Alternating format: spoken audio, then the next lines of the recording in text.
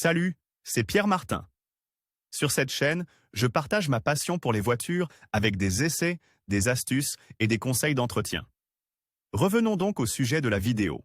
Sur les véhicules équipés d'une boîte de vitesse manuelle, les pédales de voiture sont au nombre de 3, le frein, placé au centre du pédalier, il est actionné avec le pied droit. L'embrayage, situé à gauche, est actionné avec le pied gauche. Accélérateur, situé à droite, actionné avec le pied droit. L'ordre des pédales de la voiture, en commençant par la gauche, est donc le suivant: embrayage, frein, accélérateur. Toutefois, si vous avez opté pour une voiture à boîte de vitesse automatique, ou séquentielle, les choses changent, la pédale d'embrayage est absente, tandis que la pédale de frein est plus grande. Mais pourquoi les pédales de votre voiture sont-elles disposées ainsi? Découvrons-le ensemble.